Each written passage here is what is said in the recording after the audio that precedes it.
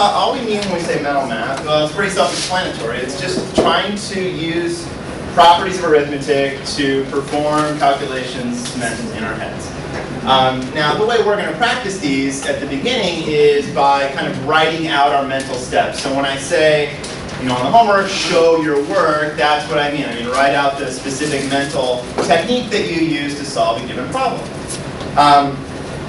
And mental math is going to vary, I guess, for students, because all your students are going to have kind of different capabilities in terms of how strong they are computationally. But really the whole point is we want to take a problem that's quote-unquote hard to do mentally and turn it into an equivalent problem that's quote-unquote easy to do mentally.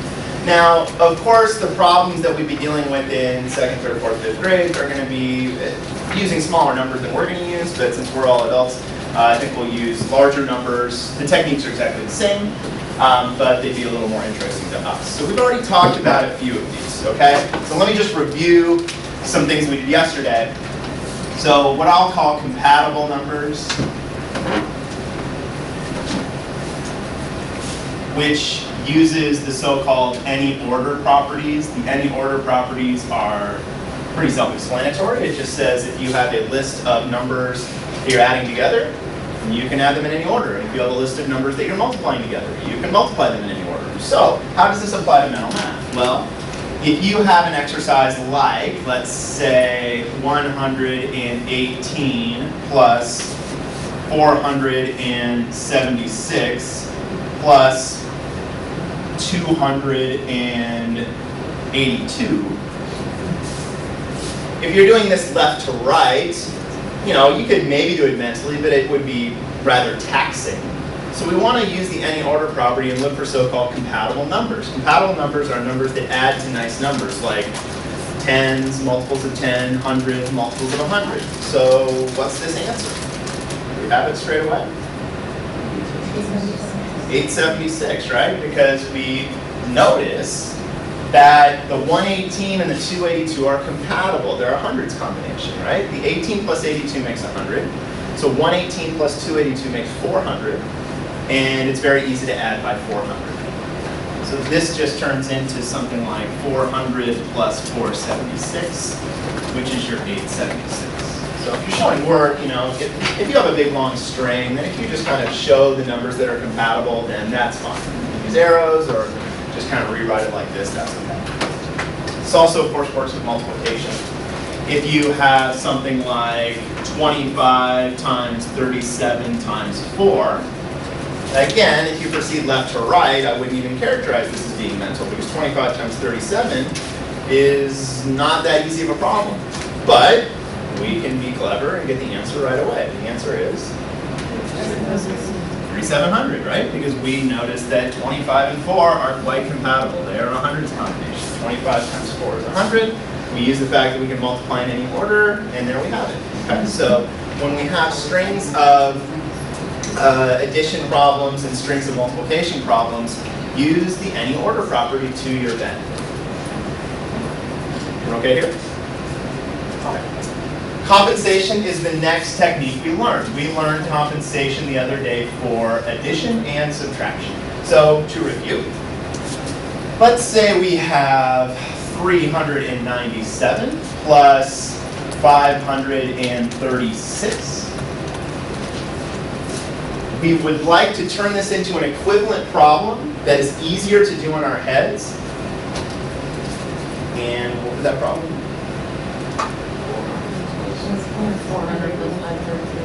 400 plus 533. We remember that compensation for addition works, the rules are, what you do to one number, you must do the opposite to the other number, right? This is because of the associative property. So compensation uses, at least for addition, the associative property.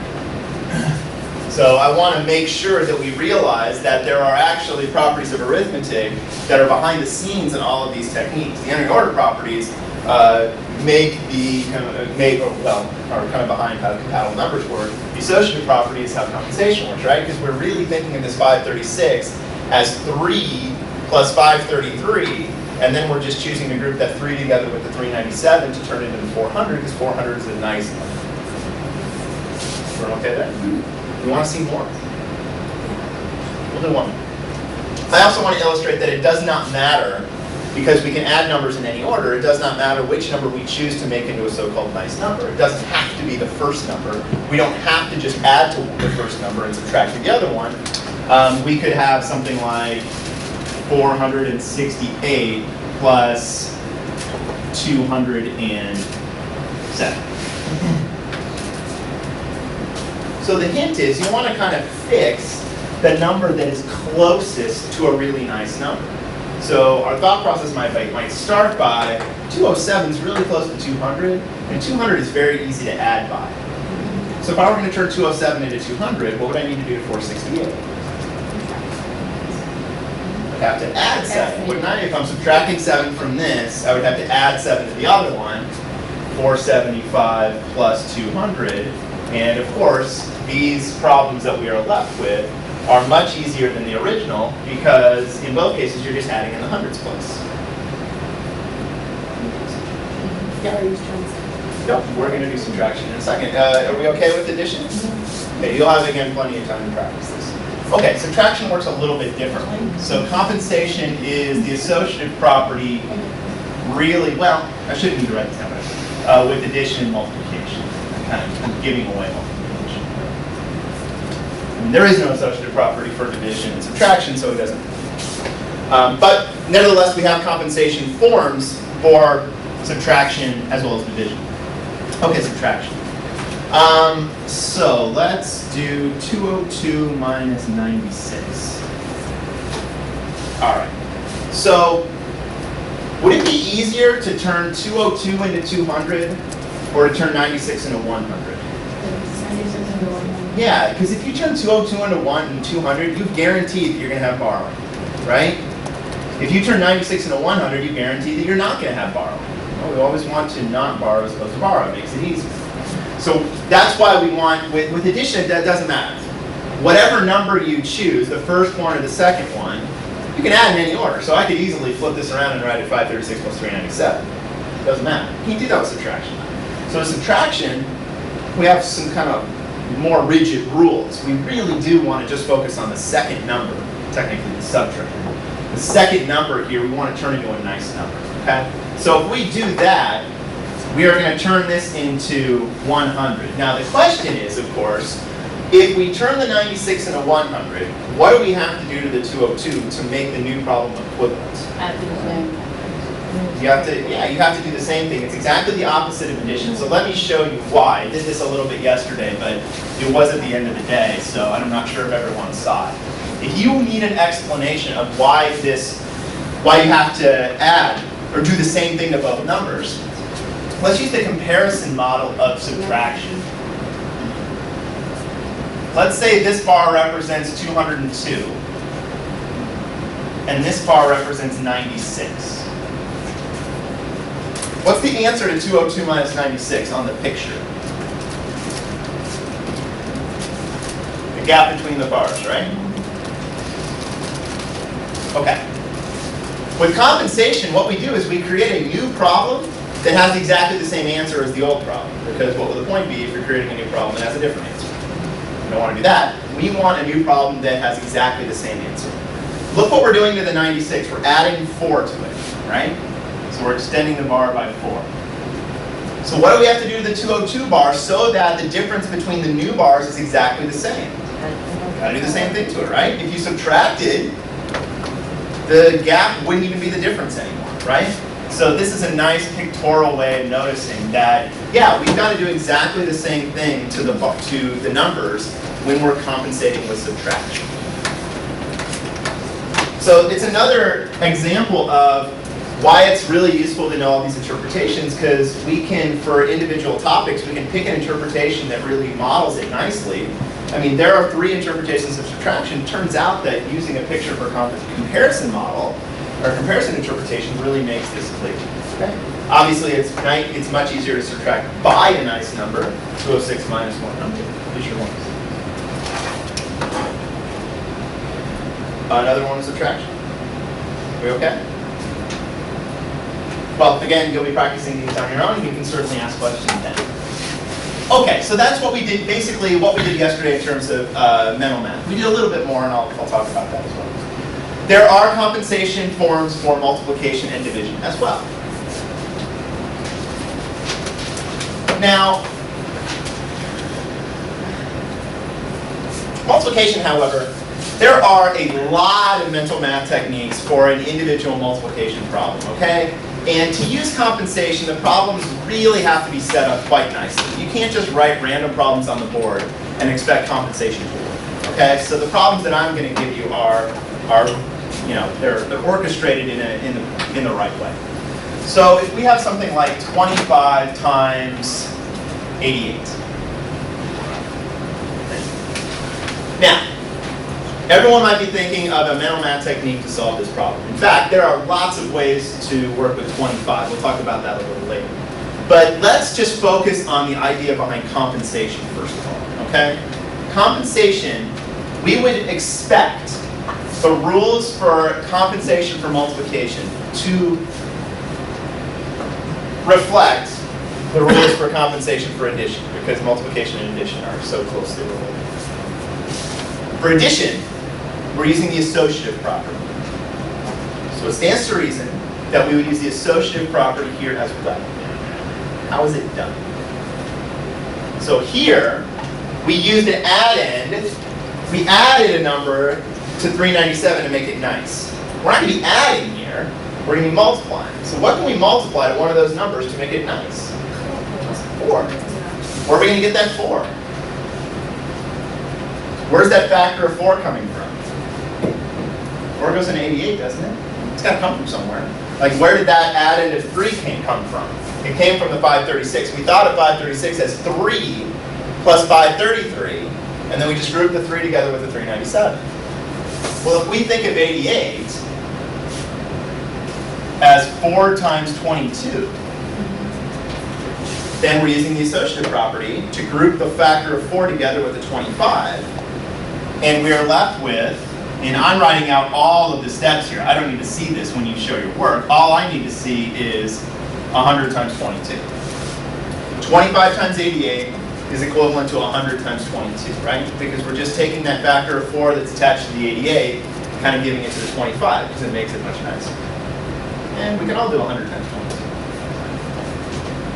2200. Again, lots and lots of ways to do 25 times 88. I'm not saying this is the only one, but the more techniques that you and your students have at your disposal, the more likely you'll be able to solve an individual problem.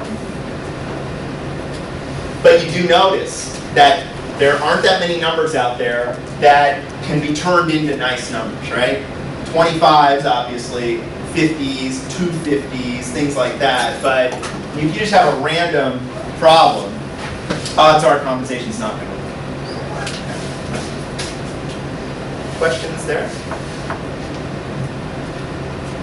There is a compensation for division as well.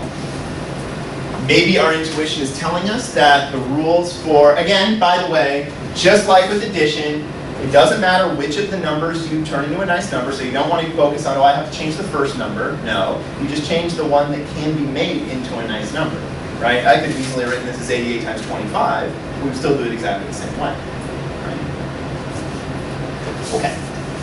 Our intuition might be telling us that the rules for division work similar to the rules for subtraction. Again, the problems have to be orchestrated in a very nice way for this to really work. Let's do maybe 675 divided by 25.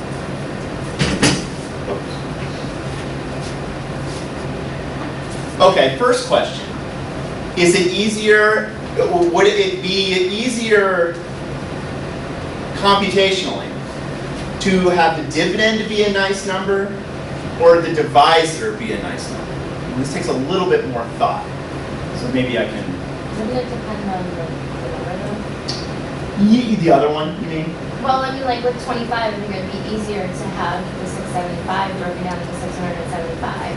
But if that wasn't 25, okay, it might be easier to have well, another one. What you just mentioned is just simply another mental math technique. Okay, I'm focusing on specific technique of compensation right now. Okay. What you just mentioned is a perfect technique, and frankly, compensation isn't used as much for multiplication and division. The technique you stated of doing 600 divided by 25 and 75 divided by 25 would probably be the most commonly used one. But in terms of just compensation, where in compensation we turn this problem into an equivalent problem, to figure out kind of how this is going to work for division, we want to think, is it easier to have this number be nice or this number be nice? The dividend or the divisor?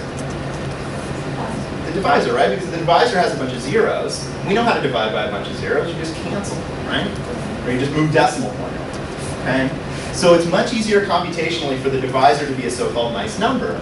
So we might want to turn this 25 into a nice number. And again, 25 is one of the very common examples for compensation. 100's a nice number. What do we have to do to the 25 to make it into 100? Remember, yeah, times 4, right? So we're going to multiply this by 4.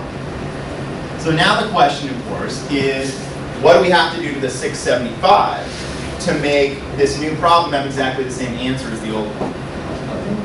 We have to do the same thing, right?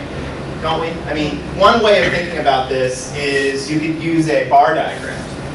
And you could say, if my bar was 675 long, let me just draw this. Again, if you're trying to justify this with a picture, you could say, all right, if I have a bar that is 675 long, and each of my boxes is 25, and I need to know how many boxes fill it up, that's 675 divided by 25, right? Well, what if I turn my divisor into 100, I'm making my individual boxes 4 times as big, aren't I? I still want the same number of boxes to fill up the entire bar because I want the answer to be the same. So what do I have to do to the entire bar to make the same number of big boxes fill in? Multiply it by 4, right? Does that make sense? Okay. So yes, I have to multiply by 4. Now, yes. You also have to keep it proportional, so you can think about it as a fraction. Right. Yes. Now, that's a good point. You just have to be careful. I mean, it's very possible at this juncture that we haven't made the connection between division and fractions yet. Because that's not an automatic connection. That is something that we actually have to teach. That 675 divided by 25 is actually the fraction 675 25ths. Right? That's not automatic, so you just have to be careful where you are in your development.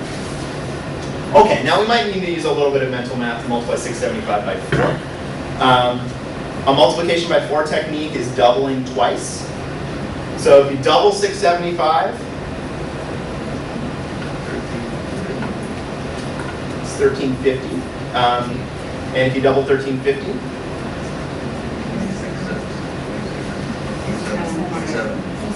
2700.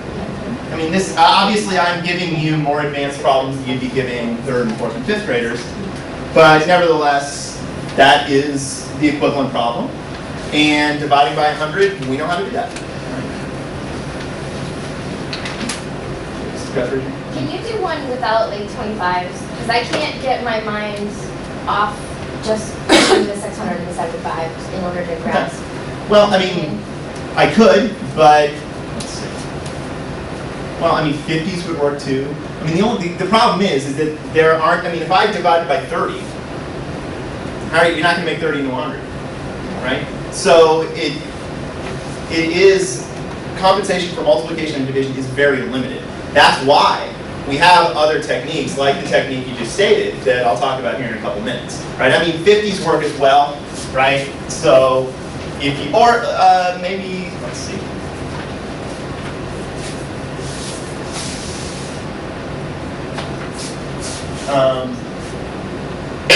Let's say 1450 divided by 50. So what do we want to do to both these numbers? Multiply by 2? 2900 divided by 100? So, I mean, it's a technique for really dividing by 25s, 50s, 250s, 500s, things like that. I mean, that's probably the best use for this. One of the examples we took from that exercise is 180 divided by 15, compensation. Yeah, okay, yeah, so the 180 divided by 15, and I think they actually give the hint there. It was helpful. They say double twice, right? So, Double goal. or yeah, double both, I should say. So if you double both, all of a sudden you're 360 divided by 30, and you can see how 3 goes into 36. That makes more sense to me. I guess I was having a hard time figuring out why you would use compensation when it's so, When there are other techniques out there. right, just because it was so easy to do the 25 until like 600 and then 75, and so that Right. makes more sense now. Okay, Thank you. Thanks for pointing it out. Get that. Other comments or questions? Good. Okay, so the technique that is probably the most powerful is, and when I say powerful, I mean can be used in the greatest variety of problems, uses the distributive property. So we split numbers up using the distributive property. I don't even know how to say that better, but I think that's what we're doing. So split up numbers as sums or differences, use the distributive property. So the first place we saw this was when we talked about multiplying by 9 the other day, right? So if you have 73 times 9, right? We all know the technique for multiplying by 9, right? We do what? Multiply by 10, and then subtract the number. We subtract 73, right? This, of course, is because we are thinking of 9 as 10 minus 1. Right? So we're just replacing 9 with 10 minus 1, carrying out the distributive property. And the reason we use 10 minus 1 is because it's easy to multiply by 10, and it's easy to multiply by 1. Right? So we have 730 minus 73. So what mental techniques would you use for 730 minus 73? Not necessarily anything we talked about, but if I said do that in as quick as you can, what would you do? I would subtract 30 Subtract 30, and then subtract another 40, and then subtract 3. Subtract 70 all at once, and then subtract 3. A lot of ways to do it. Subtract 70, that gets you down to what, 670? And then another 3. 667? No, that's not right. It's 57. Seven gets you to 660. Sorry about that. So, again, numbers that are really close to nice numbers. So a number that's really close to 10, so you can see how this would work with 11. So if you had something like 64 times 11, how are we thinking of 11? 10 plus 1, right? So we just write 64, and again, I don't need to see this first step of using the distributive property. I just want to illustrate to you guys that the distributive property is what's going on here. And this becomes, of course, just 640 plus 64, or 704. And if you're adding 640 and 64, you might add 60 and then add another 4. And we can take this up a notch, right? We can multiply by 99 if you want to. So 27 times 99. What do you suppose we're going to use, or how do you suppose we're going to write 99? 100 minus 1, so you have to catch it.